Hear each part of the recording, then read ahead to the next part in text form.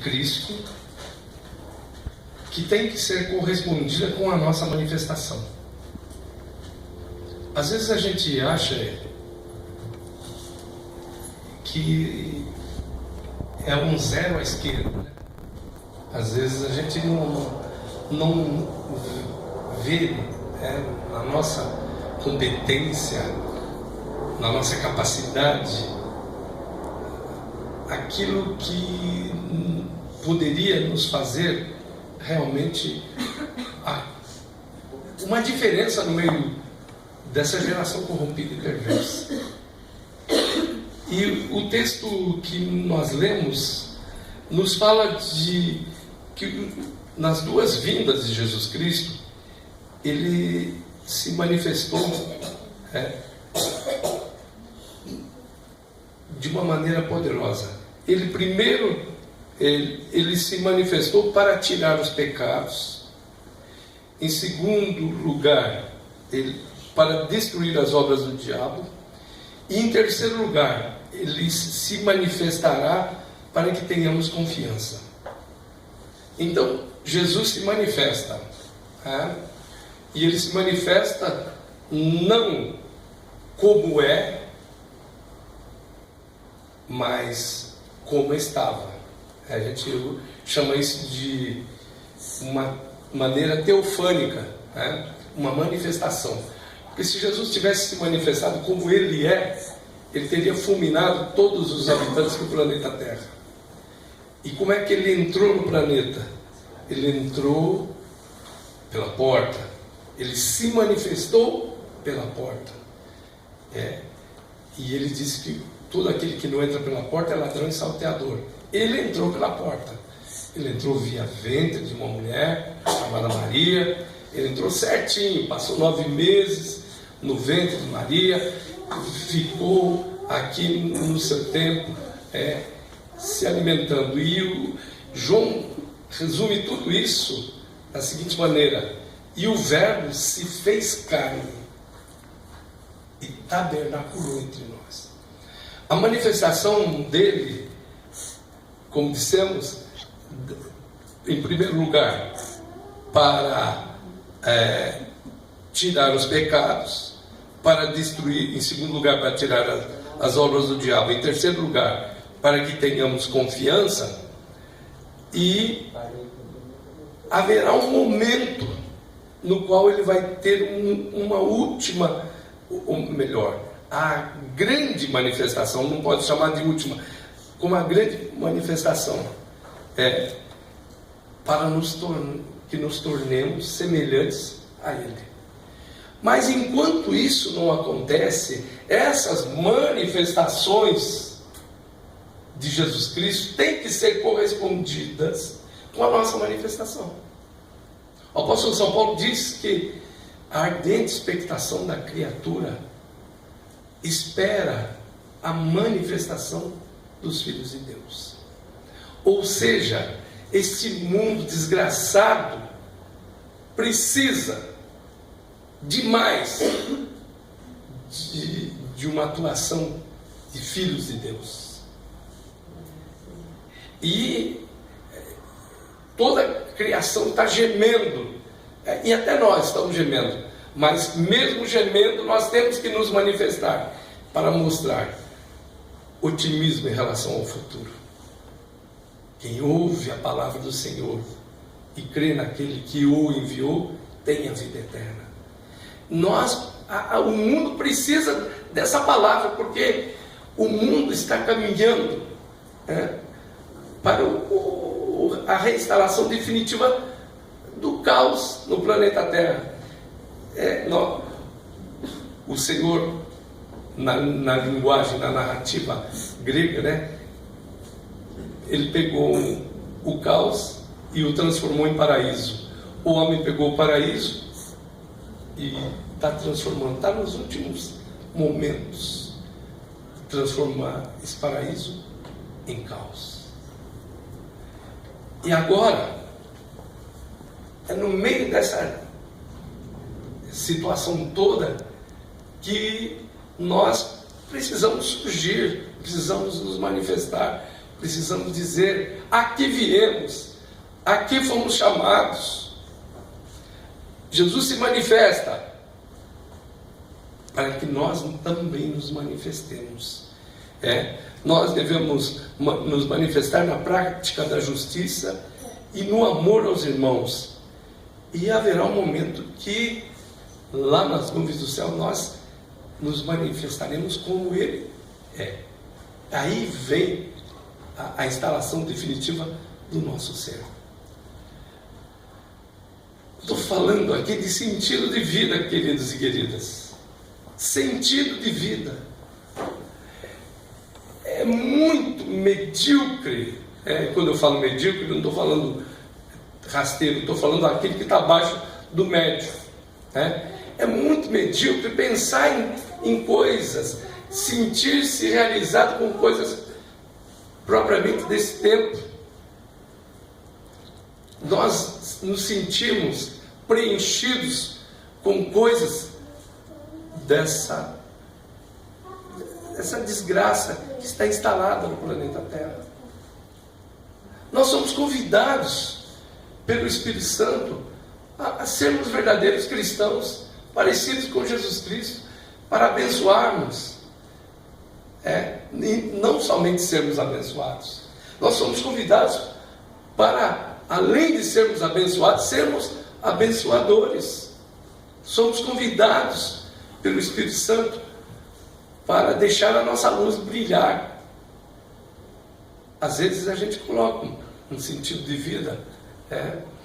A gente imagina que um homem endemoniado, como era aquele endemoniado gadareno, o que ele precisava?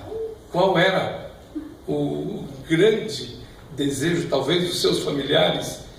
E o desejo dele também, em alguns momentos de lucidez que ele tinha, era a libertação.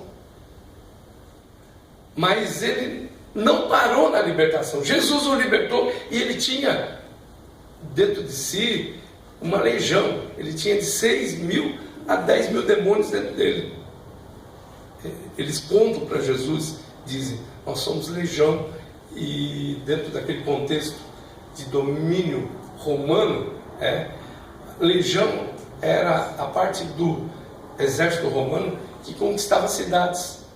Então uma legião tinha de 6 a 10.000 soldados. Então imagine quanto demônio estava naquele homem. E ele vivia se rasgando, quebrando correntes que tentavam colocar sobre ele, andava entrando em cemitérios. E a grande bênção dele foi a manifestação de Jesus Cristo. Jesus se manifestou a ele e o deixou livre. E aí ele pensa em seguir ao Senhor Jesus. Ele sai daquele estado de domínio, aquele estado de possessão, e quer acompanhar a luz em todo o tempo. E Jesus diz: não, você vai ficar por aqui, fica aqui.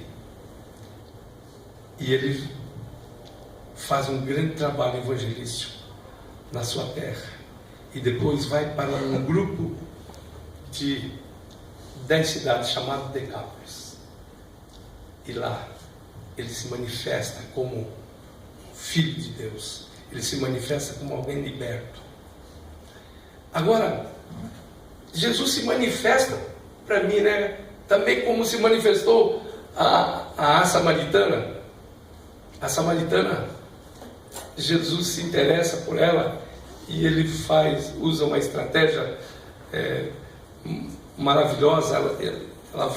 Ele vai num horário que pouca gente iria ao poço de Jacó, lá no pé do Monte Gerizim. Jesus vai para lá e essa mulher que se desviava das pessoas, primeiro por ser samaritana, segundo por ter uma vida muito complicada. Ela tinha 6 insucessos matrimoniais. Jesus se manifesta a ela. E aí, ela se liberta. Ela é chamada para ser a primeira missionária do cristianismo. E ela vai também fazer a sua parte, vai se manifestar. O que o Espírito de Deus está querendo que você entenda hoje é o seguinte: diz o Senhor Jesus que haverá rigor, muito mais rigor, para as cidades onde Ele operou mais milagres do que para aquelas cidades onde Ele não operou milagres. Haverá mais rigor para Cafarnaum, haverá rigor para alguns lugares que ele teve, do que para Tiro e Sidom. O juízo, ele é do justo juiz. Então, Jesus se manifesta, a minha responsabilidade aumenta. Jesus se manifestou tantas vezes na minha vida. Jesus me ressuscitou 2 vezes. Jesus me curou algumas ou muitas outras vezes. Jesus tem feito obras maravilhosas. E agora, a minha contrapartida, a minha correspondência é me manifestar. Eu preciso me manifestar. Como disse, olha aqui, ele diz, aqui, filhinhos, não vos deixei enganar por ninguém. Aquele que pratica a justiça é justo, assim como ele é justo. Olha só, nós precisamos nos manifestar na prática da justiça e no amor aos irmãos. E depois, logicamente, como dissemos, na volta dele, na glorificação, no último estágio de salvação. Nós temos salvação em 3 estágios: passado, presente e futuro.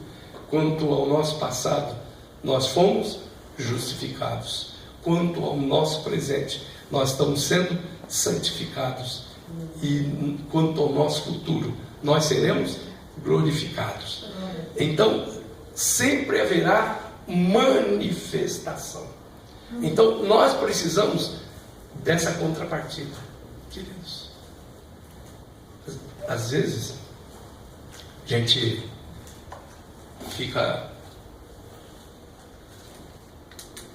cobrando muito de Deus, né? A gente cobra um pouco de Deus, porque às vezes a gente tem aquele consciente coletivo que teve muitas vezes o brasileiro de flagelado, que precisa de um herói, que precisa de um salvador da pátria. Mas pela palavra nós temos que receber. Jesus se manifesta a nós. E nós, ao recebermos essa manifestação, devemos também nos manifestar. Recebemos esse primeiro nível, que é o vertical de manifestação, e correspondemos. E a nossa contrapartida é horizontal. Nós recebemos e compartilhamos imediatamente. E isso que ele faz aqui, o João aqui, ele faz um divisor de águas, que é exatamente uma coisa assim, definidora, que não existe uma terceira alternativa. Quando Jesus diz, no Evangelho segundo São João 10, capítulo 10,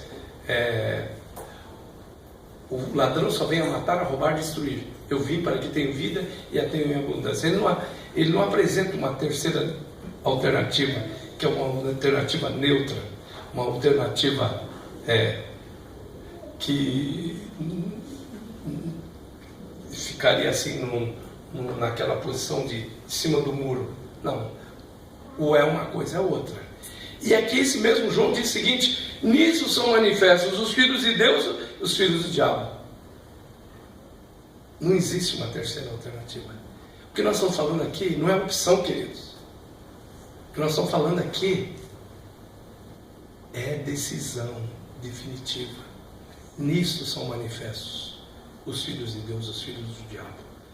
Todo aquele que não pratica a justiça não procede de Deus, nem aquele que ama a seu irmão. A nossa manifestação, a nossa chegada, provoca no mundo, segundo aquilo que João falou assim, provoca uma repulsa. E lá vem um chato, de um crente, de um cristão, do evangélico. Às vezes, no primeiro momento, o inimigo pode colocar isso. Mas com o passar do tempo, nós vamos mostrando, a nossa manifestação é tão forte que a situação começa a melhorar na vida das pessoas. A gente vai muitas vezes entrando no inferno, porque o inferno, ninguém fica esperando que inferno prático. Você tem um inferno figurado aí, né? Aquelas coisas horrorosas lá, o garfo, e fogo e tantas outras coisas lá. Mas o inferno prático mesmo está instalado no mundo, inclusive muitas vezes até numa cama, né? Disse Jesus: estando dois numa cama, um será levado e o outro deixado. E Judas diz: salvai alguns, arrebatando-os do fogo, tende deles misericórdia. Então, às vezes, a gente saqueia o inferno sem viajar muito. Arrancar a nossa manifestação, ela faz com que pessoas saiam das mais terríveis situações, pessoas modifiquem. Nós temos sido trazidos à presença de Deus pelo Espírito Santo. Amados, agora nós somos filhos de Deus. Mas o Espírito Santo, através de João, é que ele cobra a nossa manifestação, a nossa contrapartida. Os crentes se manifestam porque neles está já uma semente, a divina semente. E essa divina semente vai nos manter firmes, não nos conformando com o mundo, né? Mas fazendo realmente a diferença. Eu coloquei, quem é amigo do Face, viu que eu coloquei um vídeo aí de um pastor que disse que a desgraça do Evangelho tem sido a pregação da prosperidade, aonde as pessoas têm olhado para o seu umbigo, olhado para o seu umbigo do seu sapato, e só tem pensado em si. Ele disse: Jesus não morreu na cruz para que eu tivesse um palacete. Os pregadores da prosperidade, da confissão positiva falam isso. Mas Jesus morreu para que eu fosse aqui também um mártir. Um mártir. Coloquei um vídeo também da ação lá do Coliseu de Roma, né? Os cristãos sendo levados para o centro do Coliseu, e aí soltam os leões agitados, e a gente canta no hino do Brado de Júbilo: os cristãos foram por tribunais vi julgados, nas cavernas da terra se refugiavam. E aí, conforme eles se juntam no meio, antes dos leões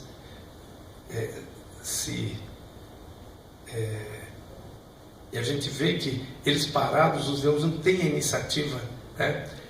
E aí existe uma provocação por parte de alguns mentores romanos lá, para que alguém se movimente, porque precisa dar um movimento para o leão começar a reagir, porque para agir ele não age num primeiro momento assim com alguém que esteja parado, e alguém ele é amedrontado e começa a correr, e aí cria um alvoroço todinho, todos eles são mortos pelos leões, mas eles estão cantando,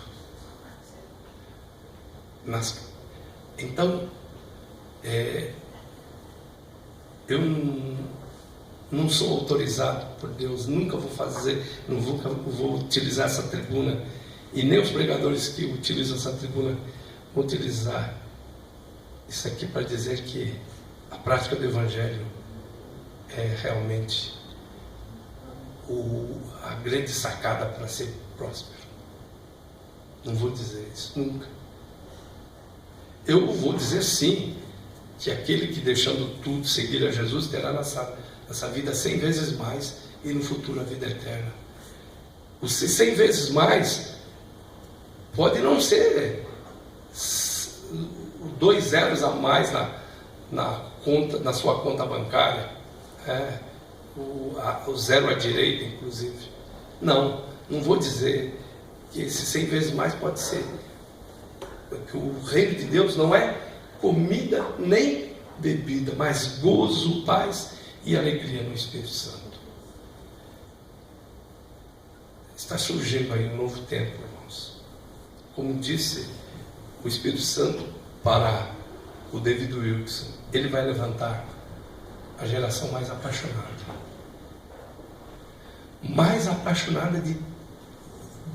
em comparação a todas as outras gerações. Eu quero fazer parte dessa geração. Você também quer? Esse que é realmente aquilo que o Espírito de Deus quer para nós essa noite. A nossa manifestação. Pode ser que seja num universo bastante restrito. Aquele da direita, aquele da esquerda.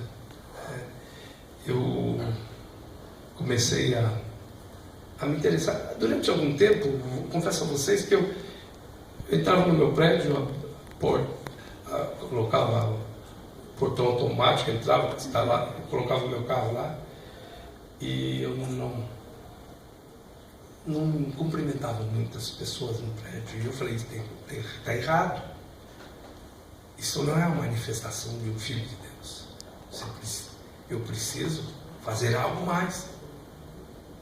Aí o rapaz que colocava o carro na minha frente, todo ano ele troca, existe sorteio das vagas, e eu parei, eu comecei a conversar com aquele rapaz no ano passado, e no ano passado ele se interessou por regularizar a vida dele. Graças a Deus, né? Deus foi trabalhando na vida dele. Ele vivia maritalmente com a companheira, e ele foi convencido a casar no civil, casar, receber a bênção de Deus, e ele foi gostando. Só que no final do ano teve uma mudança, trocou, e eu não fiquei mais junto com ele na vaga de garagem. E aí ele foi lá solicitar, pedir para que eu continuasse junto com ele. Convenceu a mulher que estava junto com ele a ir para o lugar que eu estava, para que eu pudesse ver. Por quê? Porque ele fala assim, que todas as vezes que ele conversa comigo, existe uma palavra da parte de Deus para o coração dele. Glória a Deus.